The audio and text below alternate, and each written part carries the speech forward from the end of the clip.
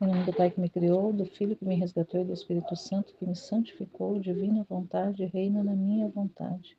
Ó minha mãe, eu te amo, tu me amas, dá-me um gole da divina vontade para minha alma. Me abençoa, Mãe, para que todas as minhas ações sejam feitas diante de vossos olhos maternais. Vinde, Espírito Santo, vinde por meio da poderosa intercessão do Imaculado Coração de Maria, vossa amadíssima esposa e nossa mãe. Amém. Eu não sou nada, Deus é tudo. Pai, eu te amo. Vem, divina vontade, nesta ação que estou a fazer e em todas as ações que farei durante esse dia. Amém. Fiat. Livro do Céu, volume 3, capítulos 82 e 83. O 82, de 14 de junho de 1900. Efeitos da cruz. Encontrando-me, não pouco sofredora, meu adorável Jesus, ao vir todo, me compadecia e me disse: Minha filha, o que tens que sofres tanto? Deixe-me aliviar um pouco. Mas Jesus estava mais sofredor que eu. E assim me deu um beijo. E como estava crucificado, me atraiu fora de mim mesmo e pôs minhas mãos nas suas, meus pés nos seus, minha cabeça apoiada sobre a sua e a sua sobre a minha. Como estava contente por me encontrar nesta posição, se bem que os cravos e os espinhos de Jesus me causavam dor. Eram dores que me davam alegria, porque eram sofridos por amor ao meu amado bem. Aliás, queria que aumentassem.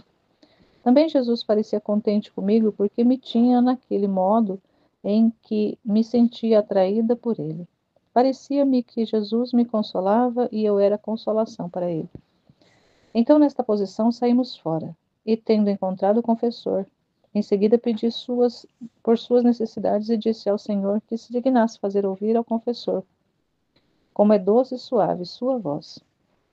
Jesus, para me contentar, se dirigiu a ele e lhe falou da cruz, dizendo: A cruz absorve na alma a minha divindade, a assemelha à minha humanidade, e copia em si mesma minhas mesmas obras. Depois continuamos a girar mais um pouco, e ó, quantas cenas dolorosas que transpassavam a alma de lado a lado. As graves iniquidades dos homens, que nem sequer se curvavam perante a justiça. Ao contrário, lançam-se com maior furor, como se quisessem dar duplas feridas por cada ferida. E a grande miséria que eles próprios se preparam. Então, com grande amargura, nos retiramos. Jesus desapareceu e eu me encontrei em mim mesma.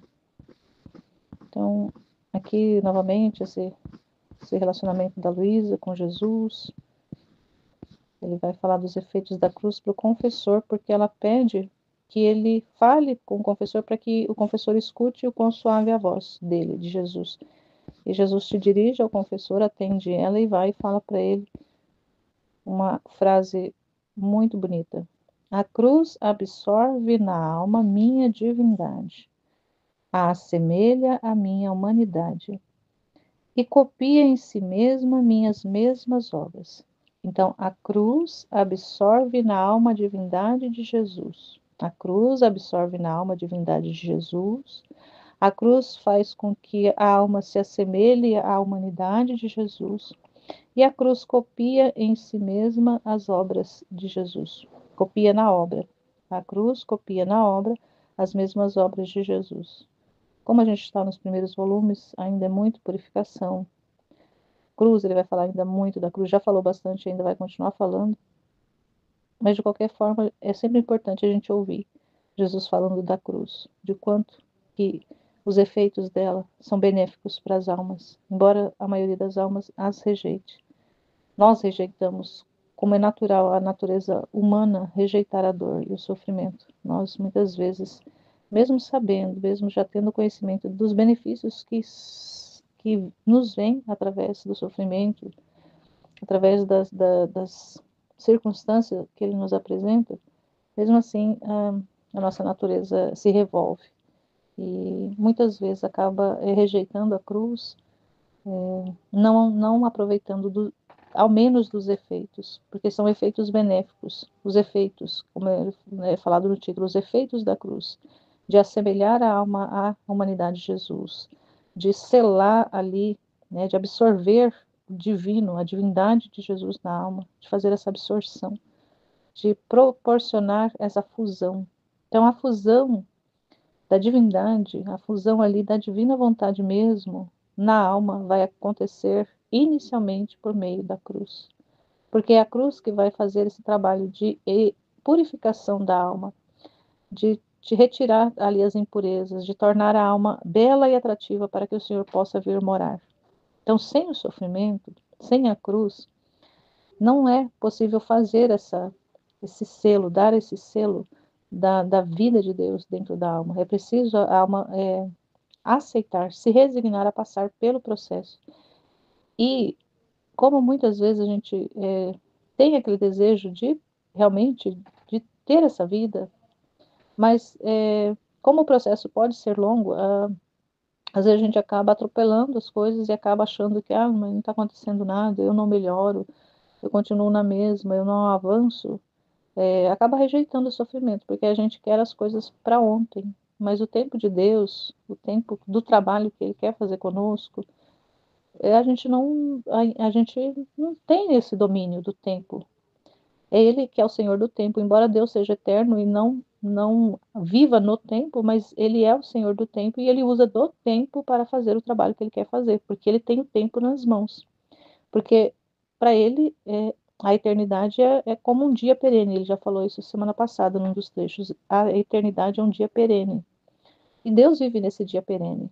E Ele tem o tempo nas mãos dele. Ele é o Senhor do tempo. Então, quem melhor do que Ele sabe o tempo do trabalho que vai levar para nossa alma chegar ao ponto de receber, né? Então, quanta cruz ainda Ele vai precisar nos mandar? Quanta cruz ainda Ele vai precisar usar para trabalhar na nossa alma?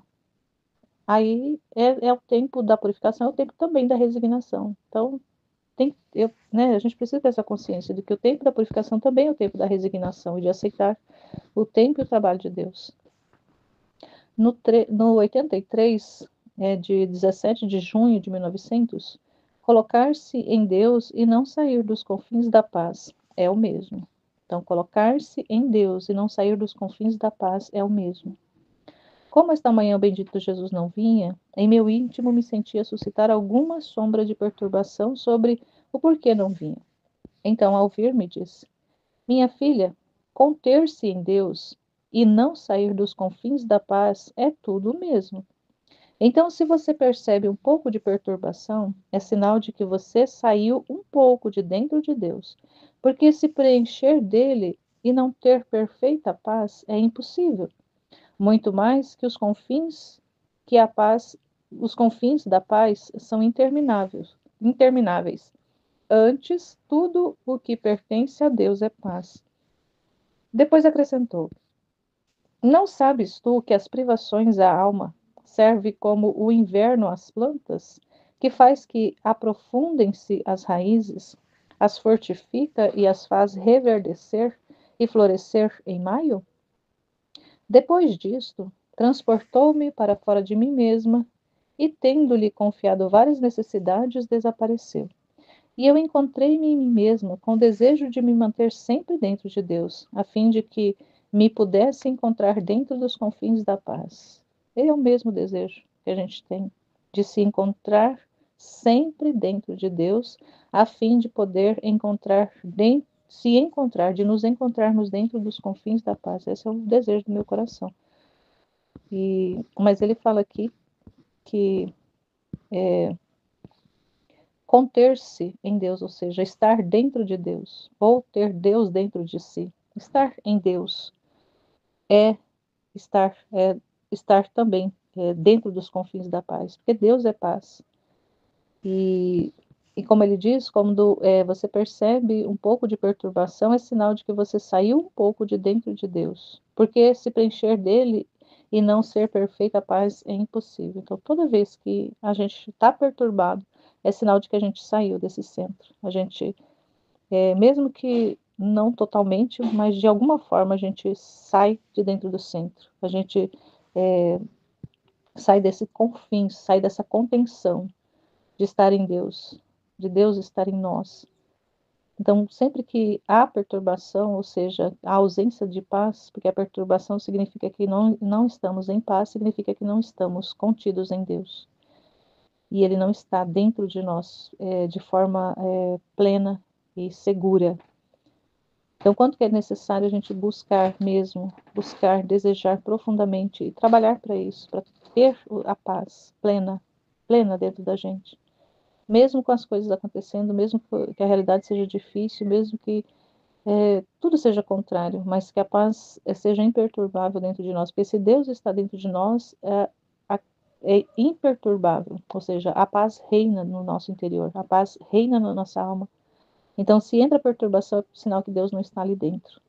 É sinal que Deus não está, porque ele não pode estar no mesmo lugar da perturbação. Então, onde há ausência de paz, há ausência também de Deus. Então, onde há perturbação, há ausência de Deus. Onde há a falta da paz. Então, muitas vezes a gente pensa que a paz é algo externo, mas a paz mesmo verdadeira é interna, porque Deus é paz. E Deus é espírito e é interior. A paz ela é interior, ela não é exterior. O mundo pode estar em guerra, mas se Deus está no centro, Deus é ali, dentro da alma. A alma está em Deus e Deus está dentro da alma. A alma está em paz e não se perturba por nada. Então, ainda no processo da purificação, a gente tem passa muito por esses estágios de perturbação. Se perturba por pouca coisa. Nossa, isso é tão difícil porque o desejo era de que a gente já tivesse uma paz plena, uma paz completa. Mas aí a gente se dá conta que, como eu falei agora há pouco, né, no outro trecho, o tempo está na mão de Deus. A gente precisa ter esse desejo mesmo, de ser forjado, de ser formado por Ele, de se resignar ao trabalho que Ele está fazendo. E até mesmo nisso, manter-se na paz, desejar profundamente e ter a atitude de estar em paz. Então começa a vir a perturbação, a inteligência tem que entrar em ação e dizer, nossa, como? Se Deus é tudo e eu sou nada, por que eu vou me perturbar por isso? Se Deus está no comando de tudo, está no controle de tudo, por que eu vou me perturbar por isso? A gente precisa sempre estar voltando nas verdades que Ele já ensinou, as verdades que devem estar depositadas já dentro de nós. Então a gente retoma. Por que nós temos a memória? Para retomar já as informações, retomar já os ensinos, retomar já aquilo que Ele já nos falou, aquilo que Ele já criou dentro de nós. E que muitas vezes a gente deixa que a perturbação é, é, embace essa informação, embace essa verdade, embace, deixa ali embaçado, deixa enfumaçado, deixa enturvado aquela realidade que ele já trabalhou na nossa alma, que foi uma verdade já cravada dentro de nós. Então a gente precisa estar sempre se utilizando da memória, colocando a inteligência em atividade, porque a, a gente sabe que a fé, crer nas realidades, crer em Deus, crer nas verdades espirituais não são atos de sentimento, não são atos de sensibilidade, mas são atos realmente de inteligência, são atos de vontade. Então, acreditar no que Deus fala, acreditar no trabalho que Ele está fazendo é um ato de vontade, é um ato de inteligência nossa, é um ato de uso das potências que Ele nos deu, das três potências que são divinas, potências superiores da nossa alma que Ele nos comunicou para tornar-nos semelhante a Ele, que é a inteligência, a memória e a vontade. Então a gente tem que fazer uso dessas potências para estar ali firme no trabalho que Ele está desenvolvendo na nossa alma. E se o tempo agora é de resignação, porque eu ainda estou passando pela purificação, então que assim seja, amém, fiat. Mas sempre ter o desejo de estar avançando no processo e não ficar parado. Mas muitas coisas vêm contra. Mas o contra principal de tudo isso é a nossa própria vontade, que ainda está muito debilitada, que ainda está muito enfraquecida, porque a gente muitas vezes se foca em nós, na nossa fraqueza, ainda se olha como ser que pode alguma coisa. A gente não pode nada, a gente não é nada, a gente tem que se convencer disso todos os dias. Eu não sou nada, eu não posso nada. Eu preciso de Deus para tudo. Se eu preciso de Deus para respirar, muito mais para as outras coisas. Então é Ele que me move para fazer o que eu preciso. E eu preciso também aceitar isso. Aceitar o processo. Mas sempre desejar estar lá na frente, alcançar lá no alto, sempre desejar alcançar o alto e não ficar, se conformar com o baixo, se conformar com só aquilo que está agora posto, mas desejar profundamente e trabalhar para isso. porque Ele nos dá a força para trabalharmos para isso. É Ele mesmo que está nos movendo para trabalhar, para a gente alcançar outros patamares. Porque quanto mais a gente conhece, quanto mais a gente adere ao plano de Deus, mais é para Ele que Ele deseja. Que a gente alcance o estabelecido, que a gente alcance a finalidade para a qual nós fomos feitos. E como indivíduos, Deus tem propósitos particulares para cada um de nós. E a gente precisa trabalhar incansavelmente para alcançar esse propósito que Ele já estabeleceu, que já está definido e que Ele, inclusive, já viveu, que Ele já fez, que Ele já viveu. E a gente precisa tomar posse desses atos que Ele já fez no nosso lugar, enquanto Ele esteve na Terra. Então, é difícil a gente largar mão das coisas, mas a gente precisa, Senhor, me ajuda a largar mão de tudo aquilo que me prende na terra, largar mão de tudo aquilo que me absorve aqui no sensível, de tudo aquilo que me absorve em mim mesma, e me ajuda a me desprender de mim, me desprender do eu e ir para vós, Senhor, e ir para o centro que é vós. Me ajuda a ter ali, estar contida em vós, e o vós também contido em mim, de forma plena.